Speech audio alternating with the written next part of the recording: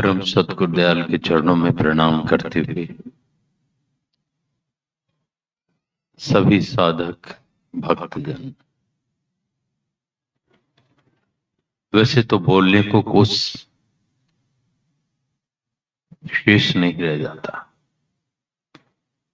आदरणीय ढोलियो महाराज ने सब कुछ वर्णन कर दिया। भक्त की महिमा वास्तविक कुंभ से भी अवगत कराया। महापुरुषों ने जो भी कुछ कहा है, उन्होंने सब कुछ देखा है, सुना है। सुनना तो बात की बात है, स्वयं अनुभव किया है और उसी को उन्होंने शब्दों में कहा है। चाहे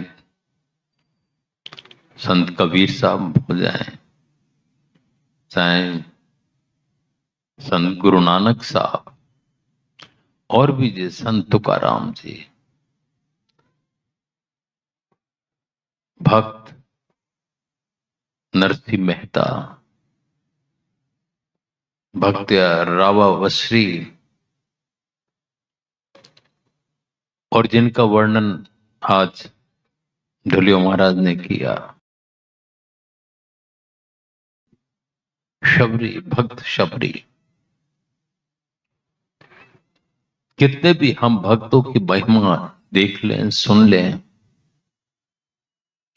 अगर हमने समझ लिया और भक्ति का बीज हमारे अंदर पड़ गया और सदगुरु हमको मिल गए, काम तो बनना है, लेकिन सींचना तो हमें ही पड़ेगा। जैसे कहीं हम बीज रोप दें और उसमें जल नहीं डालें तो वो वृक्ष का महत्व या वो पौध तैयार नहीं होगी, जिससे कि हमें फल मिलना है या और चीजें मिलना है। सींचना तो पड़ता है। तो नाम रूपी धन बख्शिश में उन्होंने दिया, पर हम उसकी कदर नहीं समझ पा रहे। आज भी जो बात चली, ढोलियो महाराज ने भी जो वर्णन किया नाम की महिमा की, कि शबरी का शरीर बिल्कुल कमजोर और जीर्ण हो गया, लेकिन एक बल था राम नाम का, और उत्साह के साथ जीवन को समर्पित करते हुए खाते पीते सोते जगते एक ही धुन थी, भगवान राम के, राम नाम के। परम भक्त थे। विश्वास था अपने गुरु के वचन पर, आस्था थी, समर्पण था, और वही कारण हुआ सच्चे महापुरुष अगर कुछ बोलते हैं, चाहे कुछ भी हो, पर एक अंतराल के बाद वो कार्य होता है। हम नहीं समझ पाते, क्योंकि देर लगती होती है तो हम व्याकुल हो जाते हैं और भटक जाते हैं और छोड़ बैठते हैं। और देर क्यों लगती है उसको हम नहीं समझ पाते। उसका भी कारण है, जन्म जन्मांतर के संस्कार जो हमारे अंदर बने हुए हैं, जिनका भोग पूरा नहीं हुआ, जो कि प्रारब्ध के रूप में विद्यमान है।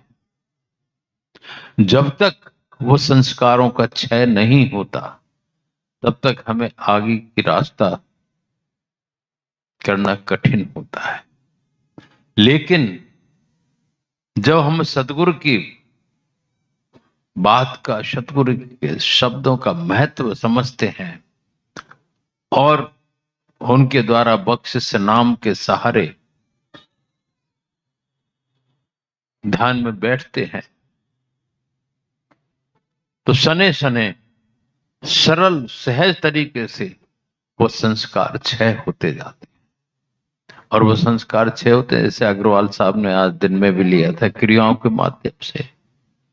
किसी को आसन होता है, किसी को प्राणायाम होते हैं, किसी को रोना आता है, किसी को हंसना आता है, किसी को लार टपकना शुरू हो जाती है। ये भी स्थिति बनती है जो कि कंट्रोल नहीं होती, वो अपने आप होती है। देखने वाला उसका अंदाज नहीं कर पाता, लेकिन जिसको होता है उसको कुछ आनंद सा ही महसूस होता है।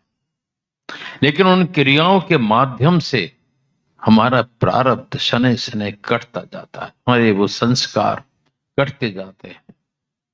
जब वो पूर्णतः कट जाते हैं तो हम समाधि की ओर अग्रसर हो जाते हैं।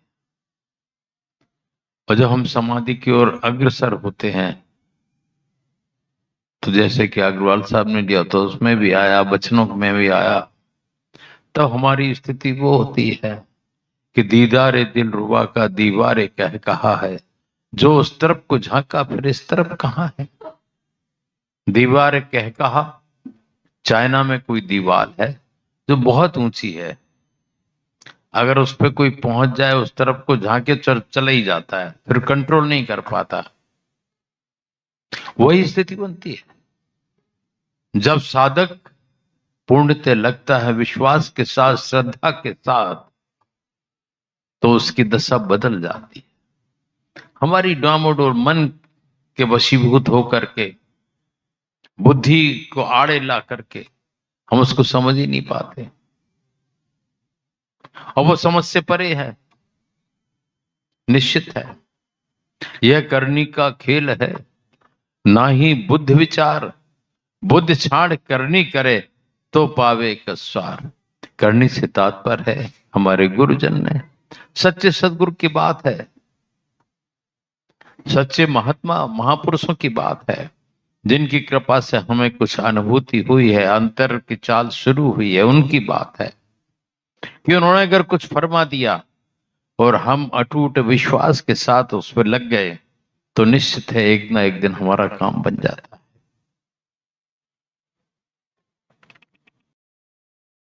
जैसा कि श्लोक में आता है, गुरु ब्रह्मा गुरु विष्णु गुरु देवो महेश्वरा गुरु साक्षात परब्रह्म तस्मै श्री गुरुवे नमः। कहना मात्र नहीं है, श्लोक मात्र नहीं है, वास्तविकता में उस तत्व के अंदर सभी समाहित हैं, और उस तत्व की कृपा होती है जो हमारे मीडिएटर होते हैं, जिनको वो कृपावंत होकर के कृपा करते हैं। माध्यम की हमेशा जरूरत पड़ी है, लेकिन हम नहीं समझ पाते। वो वहां हमारा लिंक जोड़ने वाले वही होते हैं, वो हम चाहें कि डायरेक्ट ही जुड़ जाएंगे तो वो संभव नहीं होता। हर क्षेत्र की यही दशा है। दुनिया में अगर दुनिया में कोई बड़ा अफसर है, फिर उससे छोटा अफसर है, फिर अच्छा, फिर वो अकाउंटेंट भी है, रीडर भी है, अगर वो नहीं चाहेगा तो फाइल ही आगे नहीं पहुंच पाती। तो माध्यम तो बिना फाइल वहां तक नहीं पहुंच पाती, हमारा केस वहां तक नहीं पहुंच पाता, इसलिए माध्यम की आवश्यकता होती है। इस मार्ग में माध्यम जिन को वो बनाते हैं, उनकी कृपा से ही हम उस तक, उनके चरणों तक पहुंचते हैं और कृपा के पात्र बनते हैं। कोई भी व्यक्ति संसार में अपने पुरुषार्थ से कुछ प्राप्त करके, कुछ प्रारब्ध के संस्कार उनका उदय होता है, कुछ अर्जित कर लेता है और सोचता है कि मैंने ये किया, मेहनत की और ये किया वो किया इसलिए हो गया। उसको नहीं पता कि सब प्रारब्ध की वजह से हो गया, लेकिन इसके बाद क्या होगा इसका होश नहीं होता। और पुरुषार्थ भी कब तक है? जब तक बख्शिश में उसने शक्ति दी है। नहीं तो देखा है बचपन में खुशियां मनाई जाती हैं जन्म के समय, और कभी कभी नेक्स्ट डे वो मातम में छा जाती है। युवा अवस्था भी ऐसी ही गुजर जाती है, और वृद्धावस्था तो उसका पड़ाव ही है, उस क्षेत्र का, उसके जाने का समय ही होता है। लेकिन हम चेत नहीं पाते कि कब वो डोर खींच ले और हम बिना कुछ किए वैसे के वैसे ही रहे। अभी भी चेतने की जरूरत है। देव योग है, सतगुरु की कृपा है, प्रारब्ध के संस्कार है कि हमें भी सतगुरु मिले हैं। शरीर कुछ नहीं, उस गुरु तत्व से जोड़ने वाले सतगुरु जो देह स्वरूप भी हमको मिले, और उनकी कृपा से ही आज हम भी उसमें शामिल हैं, लगे हुए हैं और रास्ता तय करने की कोशिश कर रहे हैं, लेकिन भटक जाते हैं, भूल जाते हैं और धोखा खा जाते हैं। भ्रम में शंकाएं सब कुछ नष्ट कर देती है। और मन का तो स्वभाव ही है, सबसे अगर तीव्र गति है मन की है। मन न रंगाए रंगाए जोगी कपड़ा। जब तक मन उस नाम के रंग में नहीं रंगता है, उससे नहीं जुड़ता है, तब तक भटकाव बना रहता है। मनोबुद्धि अहंकार ये सब हावी हो जाते हैं और हमारे आगे का रास्ता रोक देते हैं। या साधन के बहु रखवारे, या साधन के बहु रखवारे, करन ना देवे बुध हर लेवे। वो करने नहीं देते। हर देवता इस इंद्रिय के ऊपर मौजूद है। इंद्र को भय रहता है अपनी सिंहासन का, ऐसे हर देवता को भय रहता है कि ये इंद्रिय पे संयम बरते और कहीं मेरे पे हावी नहीं हो जाए, मेरे जो पद है वो नहीं छिन जाए। और हर इंद्रिय उसकी बुद्धि से ताकतवर है, मन से ताकतवर है और बहका देती है, और हम बहक करके उससे दूर हो जाते हैं जिसके नजदीक होना चाहिए।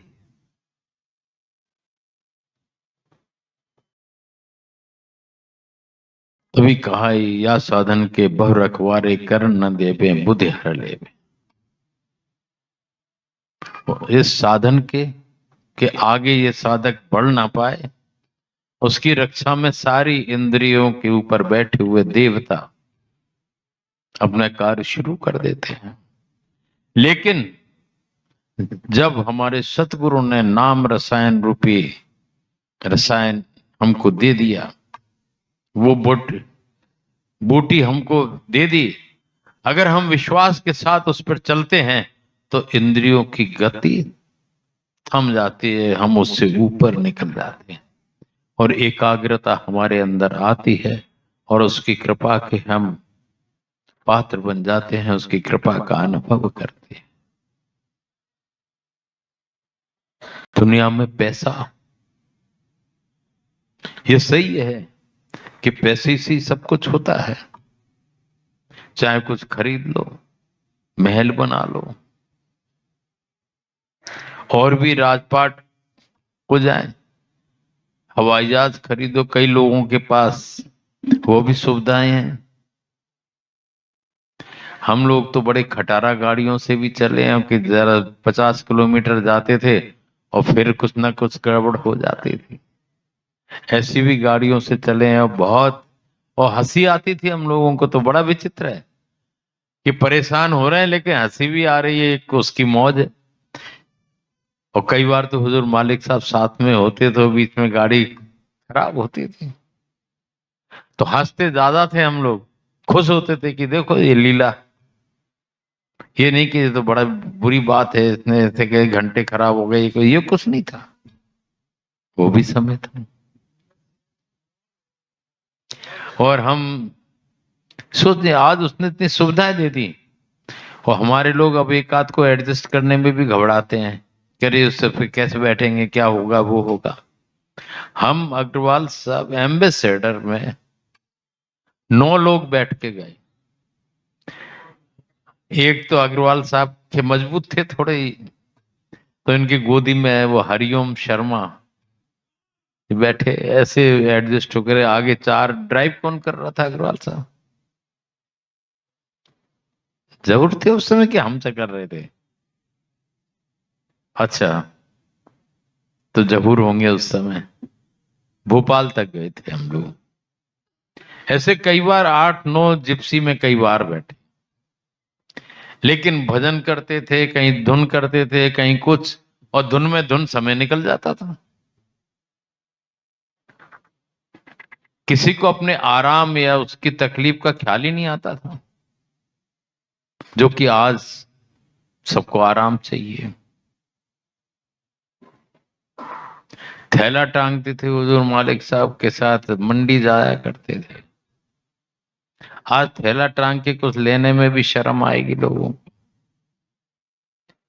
अगर कहीं से कुछ खरीदना हो तो कौन सी गाड़ी ले जाएं, ये भी प्रश्न उठ जाता है। अगर 2-4 गाड़ी हैं, चीज खरीदना है 2 रुपए की, पेट्रोल जलना है 10 रुपए, सस्ता है। लेकिन उत्साह अगर कहीं कह दिया कि अरे ले आओ पास में ही तो है, तो चेहरे पे उदासीनता आ जाएगी, सब कुछ आ जाएगा। चेहरे पे मुस्कुराहट रहना चाहिए हर स्थिति में, हर स्थिति के लिए तैयार रहना चाहिए। ऐसी ट्रेनिंग हुजूर मालिक साहब ने हम लोगों को दी है। रात रात भर हुजूर मालिक साहब, हम सब लोग कहीं ओस पड़ रही, सर्दी, आग जलाई और बैठे हुए अस्वस्थ थे महाराज। लेकिन खूब बातें ऐसी होती थी कि खूब हंसी भी आती थी और खुश होते थे। मतलब हंसी ऐसा नहीं मजाक वाली, खुश होने वाली कि देखो ये भी मौज है। हम और जहूर गए, एक कट्टी ली साथ में, एक पार्ट लेने आगरा पहुंचे। आगरा से फिर वो कुछ लाए, फिर वहां ठीक की, फिर आगे बढ़े। पूरी रात हो गई और कोई डर भय नहीं रहता था। जहूर बहुत चले हैं हमारे साथ, महेश भी चला, वो सब लोग भी चले। लेकिन एक उत्साह, एक प्रेम, उससे बल मिलता है। जीवन में कठिनाइयां तो आती हैं, तो आती हैं, फेस भी करना है, लेकिन उसको नहीं भूलना है। और जहां उसको भूले वहीं सब कुछ भूल है, सब कुछ गया। अपनी सुख सुविधा को देख करके सब चला जाता है। अगर अंदर से निरंतर हम नाम का सुमरण करते रहें तो बड़े बड़े थपेड़े पता नहीं लगते, ऐसे ही निकल जाते हैं। अभी ऐसी चर्चा चल रही थी कि 7:30 आ गई, किसी पे ढैया आ गया। अरे भैया आप क्या करें। लेकिन भगवान शनि का किसी को नहीं पता। अगर उच्च पद मिल रहा है, उच्चतम स्थिति बन रही है, तो शनि के प्रभाव से है। और नीचे अगर जा रहे हैं तो शनि के प्रभाव से, लेकिन उससे भी ज्यादा प्रभाव है आपके कर्म का। जैसा कर्म होता है वैसी शनि की दृष्टि होती है। शुभ भी है, अशुभ भी है। अशुभ कर्म पे अशुभ दृष्टि है, शुभ कर्म पे शुभ दृष्टि है। चाहे ढैया हो चाहे 7:30 हो, दोनों से वो बचा लेते हैं। तो चिंता का विषय नहीं है। चिंता का विषय है अपनी कार्यशैली, वर्तमान स्थिति पे विचार करते हुए अपने आप को दुरुस्त रखते हुए, संयमित रखते हुए चलना, आगे बढ़ना, उसका महत्व है। तो निश्चित तौर पर सारी दशाएं ऐसी निकल जाती हैं, पता नहीं लगता। ज्योतिष के हिसाब में भी गुरु का अपना महत्व है। अगर गुरु पावरफुल हैं तो, और ग्रह अगर हमारा कुछ नकारात्मक प्रभाव रखते हैं तो भी उस प्रभाव से, गुरु के प्रभाव से वो कमी उसमें आ जाती है, उस सकारात्मकता में बदल जाती है। लेकिन सब में और सदगुरु मिल जाए फिर तो ग्रहों का कुछ कहने ही नहीं। बल्कि एक व्यवस्था और कही गई है कि अगर माता पिता जीवित हैं तो पुत्र को ग्रहों की चिंता ना करके वर्तमान में अपने भविष्य की चिंता करके उनकी सेवा करना चाहिए। और सेवा के अंतर्गत उनके जो आशीर्वाद मिलता है, जो कुछ मिलता है, तो पुत्र पे कुप्रभाव ग्रहों का कभी नहीं होता। ये तो है दुनियावी नातों के हिसाब से। और फिर अगर गुरु हैं, सदगुरु हैं, तो भी शिष्य के ऊपर उतना प्रभाव नहीं पड़ता है। वो सहन करते हैं और वो उसको काट देते हैं, सूली का सुई कर देते हैं, ये भी व्यवस्था है। लेकिन ये नहीं अपन बेफिक्र हो जाए कि अरे हमारे तो गुरुजी हैं, हमारे तो माता पिता, हम पे तो कुछ होने ही नहीं, चाहे जैसे कर्म करें। ये नहीं है। फिर भी कर्म बच के संभल के चलने की आवश्यकता रहती है। अनायास जो स्थिति बनती है उससे वो बचा देते हैं। तो हम सबको चाहिए, सभी साधकों को चाहिए, कई स्थितियों से बच के चलें और सच्चे साधक बने। अपने आप को बाहर से सिमेट करके, साध करके उनके चरणों में समर्पित हों, ताकि उनकी कृपा निरंतर हमारे ऊपर बरसती रहे और हम उससे लाभान्वित होते रहें। क्रोध क्यों आता है? अगर हमारी बात किसी ने नहीं सुनी, क्रोध आ जाएगा। हमारी कोई चीज हुई उसमें, तो क्रोध आ जाएगा। लेकिन कहीं की बात सुनना और मानना अति आवश्यक हो जाता है। और कहीं की अनायास अगर स्थिति बनी, तो अपने को क्रोध पे काबू करने की जरूरत है। क्रोध आता है अहंकार के कारण। मन, बुद्धि और अहंकार, इन तीनों की समावेश से वो स्थिति बन जाती है। पर वही नाम की जरूरत है। अगर उस समय हम नाम की तरफ चले जाएं, तो वो दशा भी निकल जाती है और हम सहज हो जाते हैं। इसलिए नाम का सहारा हर क्षेत्र में बहुत जरूरी है। जब हम जाप करते करते एक स्थिति हमारी बन जाती है, जैसा कि कई बार कहा है, जाप मरे अजपा मरे, अनहद हु मर जाए, और सुरत समानी शब्द में ताहे काल नहीं खाए। लेकिन उस काबिल हम बन जाए, इस तरह से हम नाम का जाप करते रहें, तो निश्चित है उनकी कृपा हमारे पर बरसती रहेगी और हम उस कृपा से लाभान्वित होंगे। आज का पर्व, पावन पर्व महाशिवरात्रि का है। कई चीजें हमसे सबसे जुड़ी हुई हैं। तो कभी कभी इन पावनों पर्वों का बहाना लेकर के अगर हम कुछ विकारों को तिलांजलि दे सकें तो अच्छा है, ताकि हम सात्विक वृत्ति में उस तरफ चल सकें और उनकी शरण होकर के उनकी कृपा पात्र बन सकें। ओम